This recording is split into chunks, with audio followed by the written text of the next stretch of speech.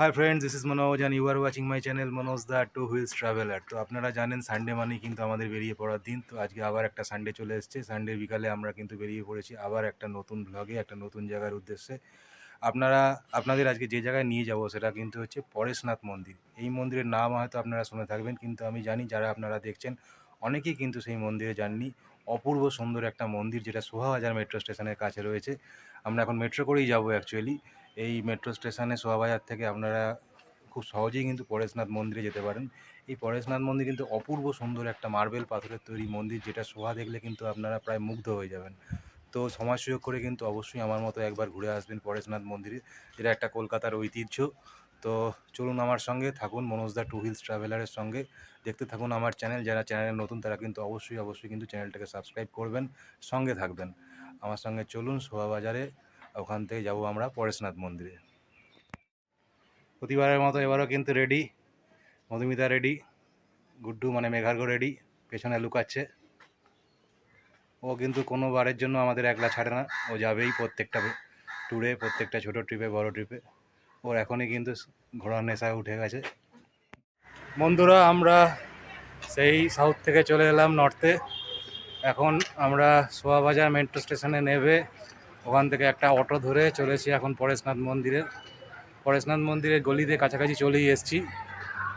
এই অটো করে জাস্ট নেবে, ওখান থেকে জাস্ট গৌরীবাড়ি নেবে, ওখান থেকে জাস্ট 5 মিনিটের হাঁটা পথ। এখন সেই পথ ধরেই যাচ্ছি, সামনে মন্দিরের চূড়ো দেখাই যাচ্ছে। তা নর্থ কলকাতার যে ফিলিংসটা সেটা এখানে রয়েছে।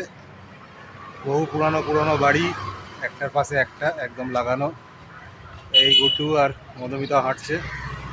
আমরা চলে এসেছি পরেশনাথ মন্দিরের কাছাকাছি, দেখতেই পাচ্ছি। তো চলুন ভেতরে গিয়ে দেখি কেমন অ্যারেঞ্জমেন্ট।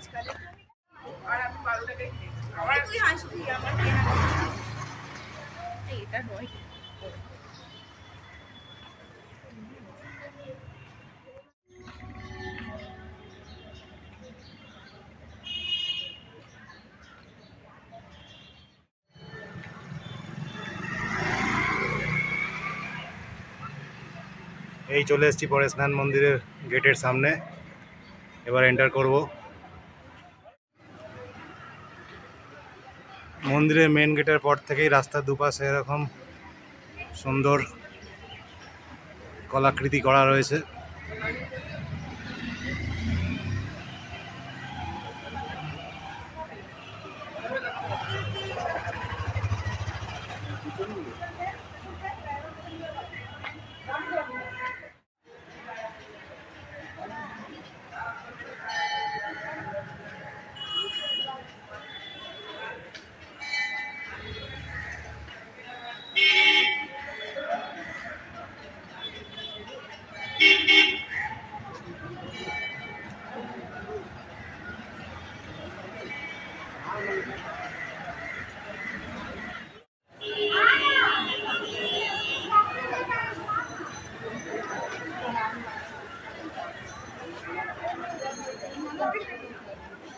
এই চলে এসেছি পরেশনাথ মন্দির।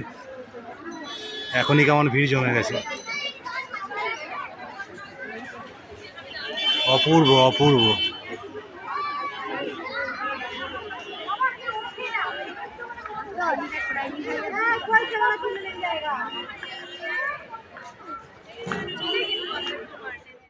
মন্দিরে প্রবেশ করার পরই ডান দিকে দেখলাম একটা সুন্দর জলাশয়, যেখানে রঙিন মাছ ছাড়া রয়েছে। প্রচুর ভিড় হয়েছে আজকে সানডে বলে। আর দেখুন মধুমিতা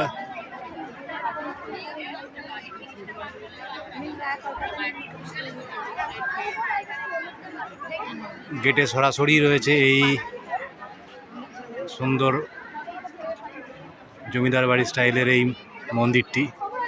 আর এই রয়েছে পরেশনাথ মন্দির। এটা হচ্ছে মেন গেট।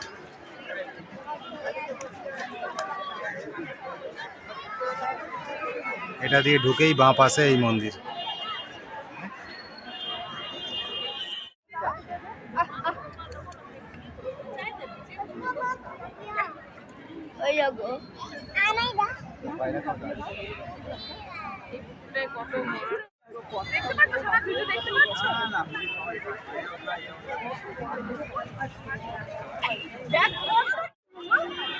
বন্ধুরা ঢুকে পড়েছি তো পরেশনাথ মন্দিরে, আপনারা দেখতেই পাচ্ছেন। তো আমার পেছনেই দেখতে পাচ্ছেন যে পরেশনাথ মন্দিরের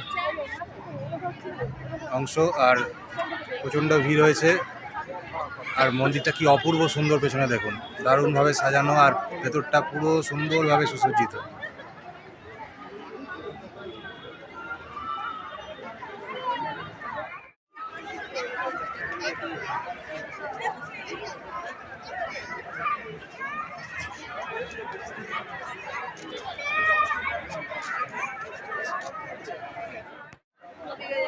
এবার আমরা ধীরে ধীরে মন্দির চত্বরে এগোচ্ছি।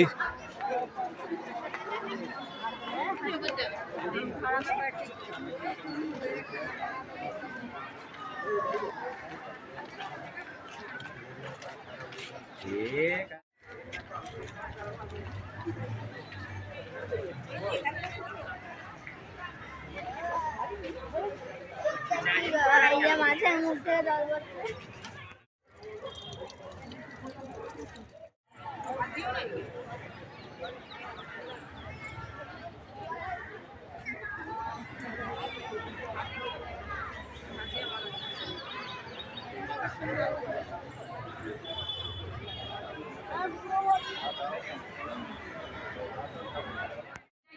এখানে পুরো গোলাপ বাগান।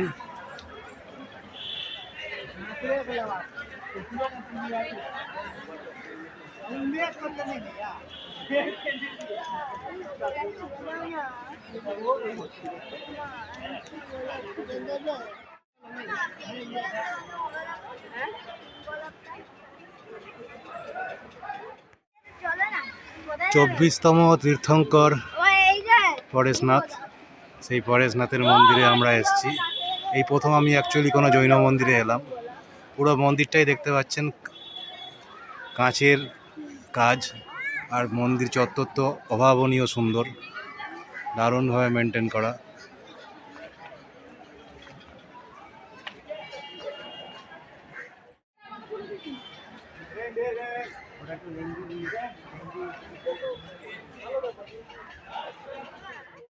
খাস কলকাতার বুকে এরম একটা সুন্দর মন্দির আছে, আপনারা জানতেন বা দেখেছেন কি?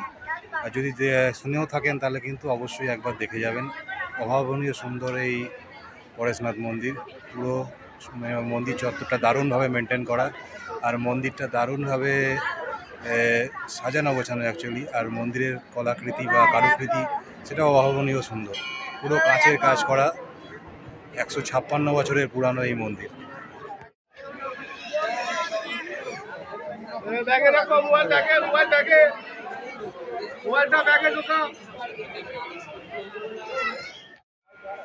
তো বন্ধুরা, কেমন লাগলো এই পরেশনাথ মন্দির খাস কলকাতার বুকে? অনেকেই দেখেনি, তাই না? তো অবশ্যই একবার ভিজিট করুন, চলে আসুন এই পরেশনাথ মন্দির। এটা সোয়াবাজার মেট্রো স্টেশনের খুব কাছে। তো এই মন্দিরে এলে আপনারা কিন্তু আশেপাশে আরও 4টে মন্দির দেখতে পাবেন, যা মোটামুটি 2-3 মিনিটের হাঁটা পথের এদিক ওদিকে। তো শুধু এই মন্দিরে যে এই মন্দিরই দেখতে হবে তা না, এই পাশের মন্দিরও আছে, সামনে একটা মন্দির রয়েছে। তো এখানে অনেক কিছু মন্দির রয়েছে, পুরো এরিয়াটাই মন্দির নগরীর মতো। তো অবশ্যই একবার ভিজিট করুন। ইনি হচ্ছেন বদ্রী দাস বাহাদুর, যিনি 1910 খ্রিস্টাব্দে এই মন্দিরের নির্মাণ করেছিলেন।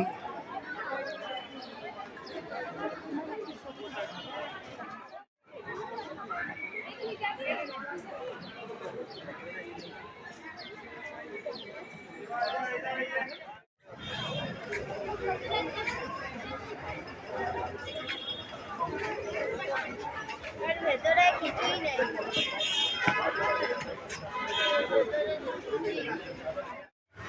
এখন চলে এলাম আর একটা মন্দিরে, জাস্ট পরেশনাথ মন্দিরের জাস্ট সামনেই চন্দ্রপ্রভুজি টেম্পল। তো এখন ওটাই ঢুকবো।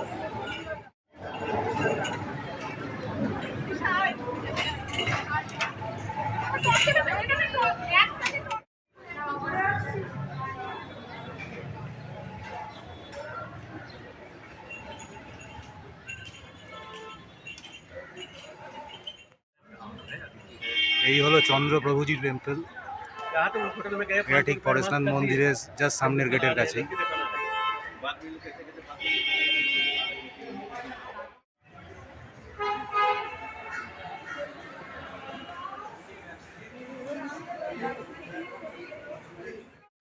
এই মন্দিরগুলো আজকে দেখে আমার মনে হচ্ছে এখানকার মন্দিরে কিন্তু শৈল্পিক স্থাপত্য কিন্তু একটু অন্য ধরনের, একটু মানে আমরা জেনারেলি যে ধরনের মন্দির বা যে স্থাপত্য শৈলীর মন্দির আমরা দেখি, বিষ্ণুপুর ঘরানা বলুন বা যেরকম ধরনের আমরা দেখতে পোড়ামাটির কারুকার্যের করা মন্দিরগুলো, সেই মন্দিরের স্টাইল কিন্তু এগুলো নয়। এগুলো চূড়ার ধরন, এগুলোর ভেতরের অলঙ্কৃতি, যেভাবে কারুকার্য সম্পূর্ণ কিন্তু অন্য ধরনের।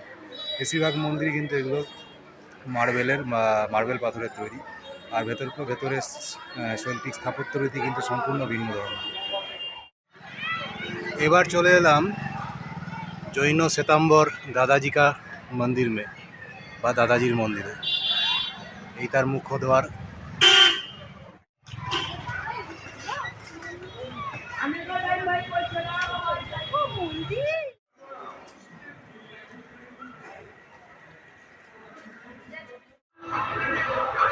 এটি তার পাশেই অবস্থিত ইসকন মন্দির। এখানেও কিন্তু হেরিটেজের ছাপ সুস্পষ্ট।